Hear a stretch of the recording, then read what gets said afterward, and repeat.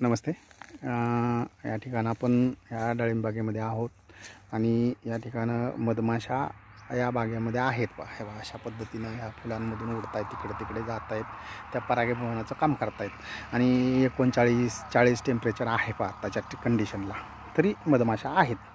आणि मधमाशा आहेत म्हणजे आपल्या फळबागेंना लागणारी फेवरेबल कंडिशन वाढीसाठी, न्यूट्रिशन अपटेकिंगसाठी किंवा इतर जे ट्रेस रिलीवर बाग जे म्हणतो आपण, ती अशा पद्धतीने असावी. कारण आपण त्या ठिकाणं वेगवेगळ्या प्रकारचे स्प्रे करतो, वेगवेगळ्या प्रकारचे खतं औषधं वापरतो. तर ते वापरल्यानंतर जे काही गोष्टी होत आहेत, तर त्याचा सगळ्यात महत्त्वाचा आर्थिक समतोल या फळबागेमध्ये साधणं गरजेचं आहे. तो साधला तर आपल्याला खर्च कमी करून योग्य त्या प्रकारची औषधं, खतं, त्यानंतर बाकीच्या काही गोष्टी आहेत किंवा इतर जी कामं आहेत, तर त्यावरती काम करता येतं. आणि ते झालं की बाग आपल्याला यशस्वी करता येते आणि हेच महत्त्वाचं आहे. आणि अशा पद्धतीने ह्या माशा आहेत पहा. एवढ्या टेम्परेचरमध्ये जर माशा असतील तर निश्चितच आपली बाग ही सुदृढ आहे असं समजण्यास काही हरकत नाही आहे. आणि किमान एका झाडावरती 800-1000च्या आसपास फुलांची संख्या आहे, मादी फुलांची चांगल्या प्रकारे संख्या आहे. आणि अशा पद्धतीनं या ठिकाणं हे सेटिंग झालेली आहे. तर ही सेटिंग होण्यासाठी आपल्याला सगळ्यात महत्त्वाचं सॉईल कंडिशन, क्रॉप कंडिशन किंवा जी प्लांटची कंडिशन, प्लांट पॅथॉलॉजी म्हणतो आपण, तर ती एक व्यवस्थित असावी. आणि ती व्यवस्थित ठेवण्याचं काम या ठिकाणं होणं गरजेचं आहे. ते झालं की आपल्याला बागेमध्ये अशा पद्धतीनं सेटिंग मिळते. हे बघा, किमान हजार फुलं, 800 ते 1000च्या आसपासची फुलं आहेत. म्हणजे हे फ्लावरिंग झालेलं आहे, त्याचं आता फळांमध्ये पण रूपांतर होत आहे. हे होण्यासाठी आपल्याला कोणत्याही शेड्यूलची आवश्यकता नसते, हे स्पष्टपणे माझं मत आहे. असं का म्हणतो आहे तर शेड्यूल हा कन्सेप्ट वेगळा आहे. शेड्यूल कशासाठी वापरायचं, का वापरायचं, आणि त्यातून जर आपलं फ्लावरिंग झालं नाही, आपल्या बागा जर डेव्हलप झाल्या नाही आहेत, तर शेड्यूलचा उपयोग होतो का? निश्चितच नाही होत. हे माझं मत आहे. असं बोलण्याचं कारण एकच की आपल्याला त्या सॉईलची कंडिशन, त्या ठिकाणच्या कंडिशननुसार खतांची मात्रा देणं, त्यानंतर औषधांची फवारणी घेणं, कमी तीव्रतेमधली औषधं वापरणं गरजेचं आहे. एकदम कॉस्टिंगचं औषध वापरलं, सगळ्यात महागडी औषध वापरली म्हणजे आपली बाग सक्सेस होते, असा काही रेशो आजपर्यंतचा इतिहासात कुठं नाही आहे. कारण सगळ्यात महत्त्वाचं त्या पिकाची कंडिशन आपल्याला समजली पाहिजे. पिकाला काय द्यायचं आहे, काय घेतं आहे पीक, आपलं पीक कशा पद्धतीनं काम करतं आहे, हे लय महत्त्वाचं आहे पहा. आणि हे जमलं की आपल्याला आपल्या बागेमध्ये ज्या काही समस्या येतात, फ्लावरिंग होतं पण ते ड्रॉपिंग होतं आहे, नंतर मधमाशा राहत नाही आहेत, अनेक ठिकाणी मधपेट्या ठेवल्या जातात, त्या ठेवाव्यात. कारण ते एक सेकंड इन्कम सोर्स असतो आहे ॲक्च्युली मधाचा वगैरे, की तो नैसर्गिक चांगल्या पद्धतीचा मिळू शकतो. परंतु त्या गोष्टी आहेतच, पण जर आपण व्यवस्थित नियोजन ठेवलं, व्यवस्थित बाग डेव्हलप केली, व्यवस्थित बागेतील बारकावे समजून घेतले, तर अशा पद्धतीनं या ठिकाणं ही सेटिंग होते. हे पहा मधमाशा, ह्या मधमाशा दाखवतोय तुम्हाला, कारण का प्रत्येक झाडावर वेगवेगळ्या ठिकाणी आहेत. त्या काही ठराविक वेळ थांबतायत, लगेच उडतायत, दुसरीकडे जात आहेत. परागीभवनाचं काम व्यवस्थित आणि छानपैकी चालू आहे 38-40 टेम्परेचरला सुद्धा. कारण की त्यांना हानिकारक कोणत्याही गोष्टी या ठिकाणं वापरल्या गेलेल्या नाही आहेत जास्त. आणि वापरण्याचं प्रमाण योग्य असावं. योग्य असेल तर मधमाशा निश्चित बागेमध्ये राहतील. त्यासाठी वेगवेगळ्या प्रकारचे स्प्रे किंवा फ्लावरिंग होण्यासाठी वेगवेगळ्या प्रकारचे स्प्रे, त्यांचा खर्च, अतिरेक कोणत्याही गोष्टीचं करणं गरजेचं नाही. आज संतुलित जो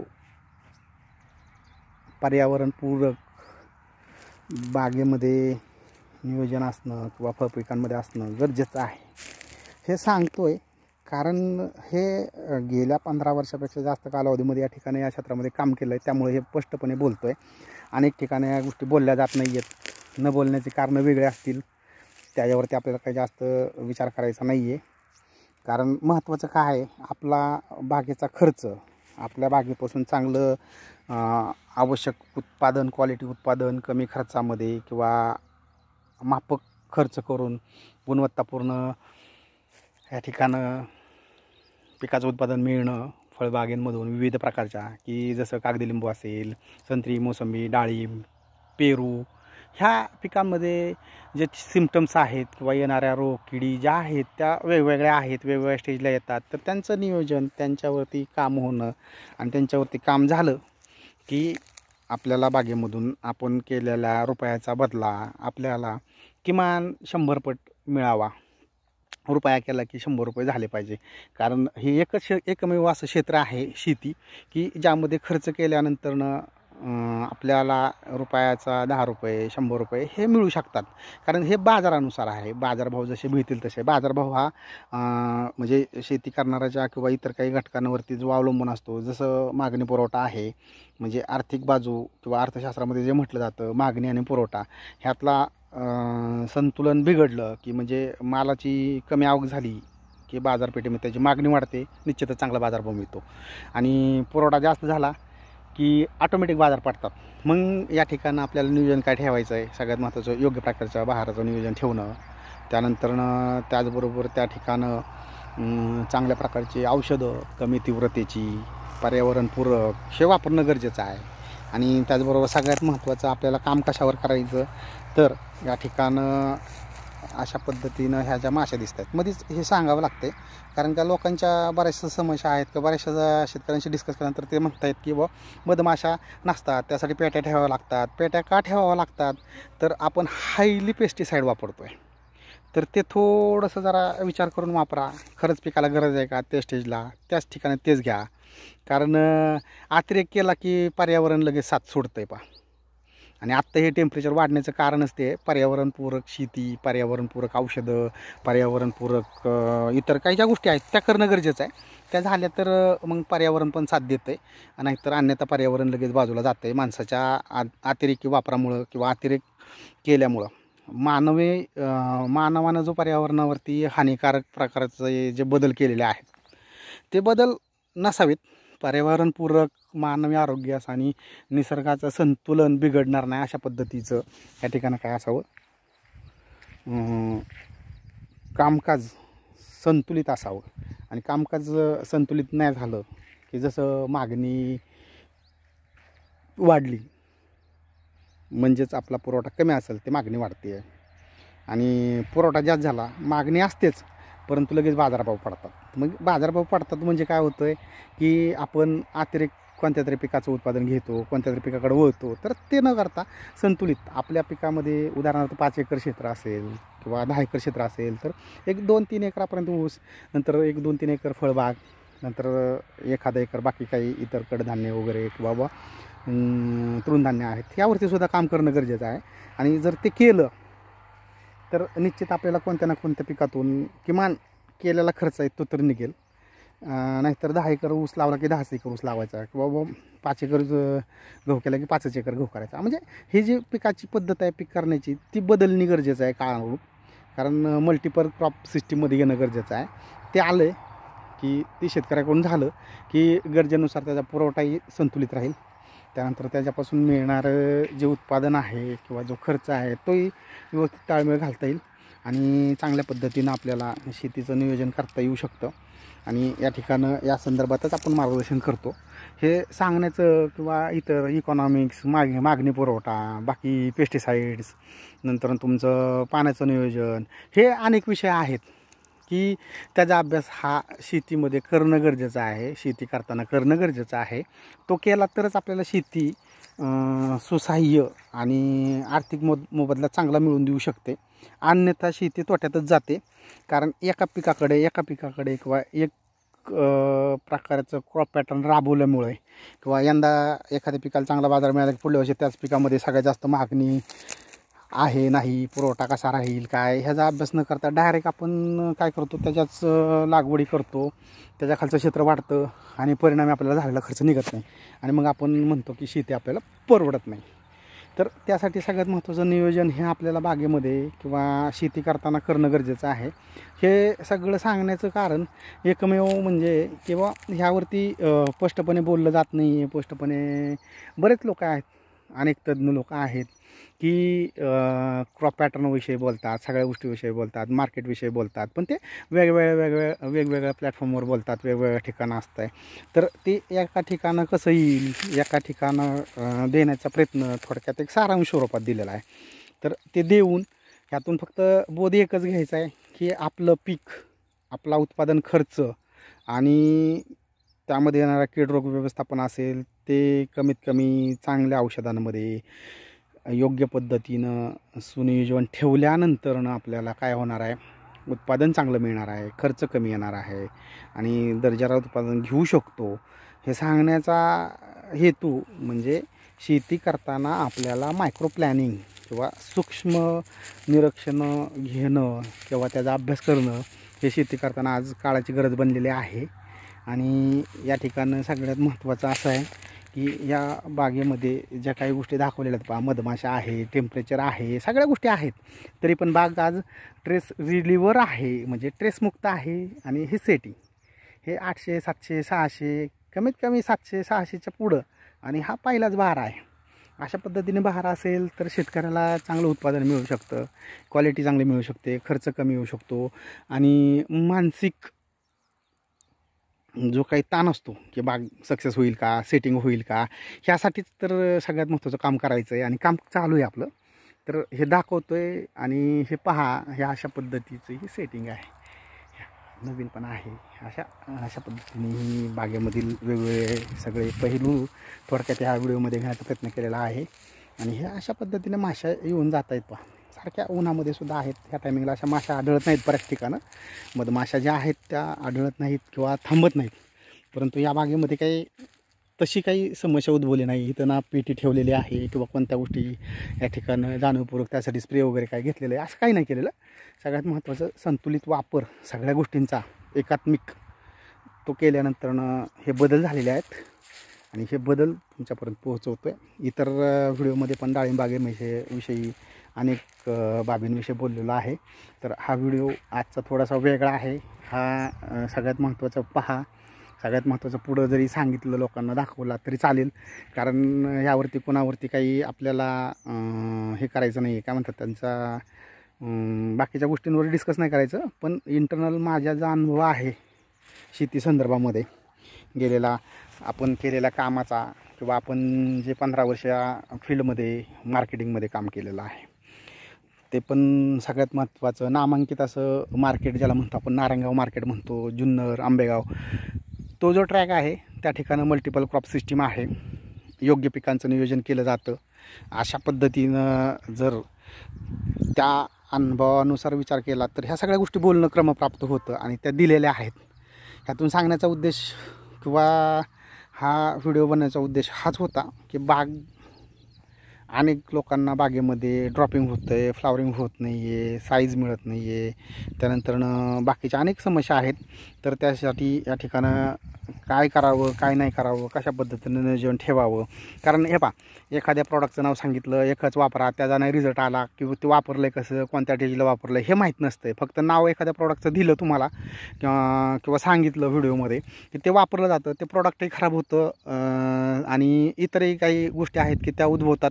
त्यापेक्षा तुम्ही सरळ मार्गदर्शन हे घ्या आणि त्यावरती तुमच्या ज्या समस्या असतील पिकानुसार, सॉईल कंडिशननुसार त्या वेगवेगळ्या असणार आहेत. त्यामुळे तुम्हाला एखाद्या प्रॉडक्टचं नाव सांगितलं, 2 प्रॉडक्ट वापरा, हे वापरा, ते वापरा, तर त्यांनी काय होणार आहे, तुमचा खर्च वाढणार आहे आणि तो आपल्याला नको आहे. हे बा, प्रॉडक्टला आपण किंवा कोणत्याही औषधं, खतं यांचा विषय थोडासा वेगळा राहतो आणि शेतीमध्ये ह्या गोष्टी आलेल्या आहेत पहा, आणि त्याच्यावरती शेती ही चालतेच. आणि त्यासाठी आपल्याला सगळ्यात महत्त्वाचं प्रॉपर गायडन्स, प्रॉपर नियोजन पिकाचं, आणि क्लायमेटिक जे चेंजेस आहेत त्याचा इम्पॅक्ट असतो 5-10%, 20%पर्यंत. आणि आपत्तीला काय माहिती का, दुष्काळ आणि तुमचं सगळ्यात महत्त्वाचं गारपीट वगैरे किंवा हेवी रेन ज्याला आपण अतिवृष्टी म्हणतो, त्याचा परिणाम पिकांवर होतो, तिथं नुकसान होतं. ह्या 3-4 गोष्टी सोडल्या तर बाकीच्या गोष्टींसाठी आपल्याकडं बरेचसे पर्याय किंवा बरेचसे सोल्युशन या ठिकाणी आपण वापरून शेती ही फायदेशीर करू शकतो. एवढं खात्रीशीर सांगतोय. एखाद्या ठिकाणी काही गोष्ट असते ती अपवाद असते, ती एवढं काही 1 लाखामध्ये एखादी चूक होणं हे येतच, परंतु प्रत्येक वेळेस ती चूक असेल, प्रत्येक वेळेस नवीन शेड्यूल असेल, नवीनच काहीतरी येत असेल क्रॉप पॅटर्नमध्ये, तर ते शेतकऱ्यासाठी हानिकारक आहे. आणि शेतकऱ्यांना पण त्यावरती थोडंसं विचार करावा की आपल्या पिकाला गरज काय आहे, आपल्याला कोणत्या गोष्टी घ्यावी लागतील, काय नियोजन ठेवावं लागेल, एक 8 महिन्याचं 7 महिन्याचं जसं क्रॉप पॅटर्न असेल किंवा वर्षभराचं, तर त्यावरती काम करायला पाहिजे. आणि ते झालं की शेती निश्चित फायदेशीर ठरते आणि ठरलेली आहे. आणि आत्तापर्यंत कोणतंच नाही आहे बा, इथून पाठीमागे पण आहे. बँकिंग सेक्टरचा विचार करा, पहिलं FD होती ती 5-6 वर्षामध्ये डबल व्हायची, आज 9-10 वर्ष लागत आहेत. बँकेचे रेट वेगळे, सगळ्या गोष्टी वेगळ्या. पण शेतीमध्ये तसं नाही आहे. शेतीमध्ये तुमचं उत्पादन डबल होतं आहे, त्यातून इन्कम बी चांगला मिळतो आहे. फक्त त्याचं नियोजन 10 एकर 5 एकर क्षेत्र असेल त्यामध्ये पॅटर्न करून वेगवेगळ्या प्रकारच्या क्रॉप पॅटर्न राबवणं हे गरजेचं आहे. आणि एवढं स्पष्ट सांगण्याचं कारण म्हणजे तळतळ एकच आहे की अतिरेक खर्च करू नये. अतिरेक कोणत्याही गोष्टीचा सॉईल कंडिशनला किंवा क्लायमेटिक चेंजेसला किंवा इतर पर्यावरणपूरक किंवा हानिकारक जे काही गोष्टी आहेत त्या करू न करता पर्यावरणपूरक आणि संतुलित वापरल्या तर पीक ह्या अशा पद्धतीनं सेटिंग होऊ शकतं फळबागामध्ये. आणि फळबागा ज्या काही डेव्हलप होतात किंवा ज्या केल्या जातात, अनेक तज्ज्ञ लोक आहेत, त्यांचे वेगळे अनुभव असतील, त्यांच्या पाठीमागचे त्यांचे काम करण्याची पद्धत वेगळी असेल आणि माझी वेगळी आहे. एवढं स्पष्ट सांगायचं कारण म्हणजे तुम्हाला या ठिकाणं तुमचा खर्च कसा कमी करावा, तुमचं सॉईल कंडिशन कशी चांगली राहील. एक पिढीने शेती केली की पुढच्या पिढीला शेती आहे ह्या कंडिशनला पुढं कशी जाईल ह्याच्यावर विचार करणं गरजेचं आहे आज. आणि तो जवळजवळ बऱ्याच ठिकाणं होत नाही. आणि केला तरी आज क्षारयुक्त जमीन, चोपण जमीन, बाकी इंटरनल काही डिफिशियन्सी सॉईलमध्ये निर्माण होतात, त्यावरती खर्च वाढतो आहे. तर ह्या सगळ्या गोष्टी आहेत. पहा, शेती हे क्षेत्र असं आहे की त्याच्यामध्ये मल्टिपल सब्जेक्ट किंवा मल्टिपल विषय येतात, त्यावरती क्रमप्राप्त होतं बोलणं ते केलेलं आहे किंवा सांगितलेलं आहेत. माझे विचार येते वैयक्तिक याशी आपला कोणत्याही गोष्टीशी कोणाशी काही संबंध नाही आहे, फक्त शेती संदर्भात हा विषय आहे. विषय हे ज्याचे त्याचे असतील, ज्याचे त्याचे प्लॅटफॉर्म असतील, ते त्यांची मतं असतील, त्या पद्धतीने त्या ठिकाणं ते त्यांचे विचार सांगू शकतात. फक्त या ठिकाणं पर्यावरणपूरक नैसर्गिक संतुलन व्यवस्थित राहून पर्यावरणावरती कोणतेही दुष्परिणाम होणार नाहीत अशा पद्धतीनं जर शेती केली तर निश्चित शेती फायदेशीर ठरू शकते. शेतीतून तोटा होत नाही आहे. तोटा होतो तो याआधी तो सांगितलेला आहे. तुमचं दुष्काळ पडला असेल, पूरस्थिती असेल, त्याच्यानंतरनं सगळ्यात महत्त्वाचं अतिवृष्टी आणि गारपीट ह्या ज्या गोष्टी आहेत. आणि काही त्याला अपवाद आहेत, मानवनिर्मित संकट, ज्यामध्ये काही असेल ते काही समजून घ्या. डेफिनेशन मानवनिर्मित त्या वेगळ्या असू शकतात. तर या ठिकाणं जर नियोजन केलं, या ठिकाणं सगळ्या ज्या गोष्टी आहेत त्या पूर्ण जर झाल्या तुमच्या किंवा करण्याचा प्रयत्न केला तर निश्चितच चांगल्या प्रकारे आपण उत्पादन घेऊ शकतो. हा व्हिडिओ फळबाग असेल, भाजीपाला शेती असेल, फुलशेती असेल, पॉलीहाऊस असेल, शेडनेट असेल, ह्या सर्वांना लागू पडतो. पीक एकच आहे डाळिंब, हा फक्त एक व्हिडिओचं माध्यम आहे. त्यामध्ये बाकी मल्टिपल अँगलचे सब्जेक्ट आहेत. प्लांट पॅथॉलॉजी असेल, प्लांट न्यूट्रिशन मॅनेजमेंट असेल, फर्टिलायझर मॅनेजमेंट असेल, सीड पेस्टिसाईड मॅनेजमेंट म्हणजे सीडचं जे काही म्हणजे जातीची निवड वगैरे, त्यानंतरनं कीड आणि रोग ज्याला आपण म्हणतो त्यांचं नियोजन, त्यावरती काम करणं हे शेतकऱ्याच्या हातामध्ये आहे. आणि संबंधित या क्षेत्रामध्ये जे नामवंत लोक आहेत त्यांच्या पण हातामध्ये आहे. आणि ते पण त्यांच्या पद्धतीने पूर्णपणे संतुलित आणि चांगल्या प्रकारे नियोजन करतात. तर हे सगळं सांगण्याचा उद्देश एकच की शेतीमध्ये चांगलं गायडन्स, चांगलं नियोजन ही शेती तोट्यात जाऊ देत नाही. आणि शेती तोट्यात जाते तर ती अतिरेक कोणत्या तरी गोष्टींचा किंवा काही घटकांचा केल्यानंतर होतो, तर तो होऊ नये. हे पहा, या ठिकाणं ह्या ज्या गोष्टी आहेत ह्या वेगवेगळ्या आहेत. ह्यातल्या बऱ्याचशा गोष्टी पटणार नाही आहेत किंवा अनुभवाने 10-20 वर्ष शेती करणारी लोक आहेत, 25 वर्ष आहेत, 30 वर्ष आहेत, त्यांचं त्या क्रॉपमध्ये असतोय विषय की त्यामध्ये त्यांना वाटतं की त्या गोष्टी बरोबर आहेत. पण सॉईलला कोणत्या डिफिशियन्सी येत आहेत, क्रॉपला कोणत्या येत आहेत, क्लायमेटिक चेंजेसचे काय इम्पॅक्ट आहेत, 5-10% होत आहेत, 20% होत आहेत. तर त्याच्यावरती आत्ता काम करणं गरजेचं आहे. आणि ते झालं की तुमचं पिकाचं नियोजन, आर्थिक नियोजन, मानसिक ताणतणाव हे येत नाहीत. त्याच्यासाठी सगळ्यात महत्त्वाचं गायडन्स ह्या शेती क्षेत्रामध्ये पाहिजे. आणि ते जर मिळालं तर अशा पद्धतीनं या ठिकाणं अशी सेटिंग बाग आहे पहा.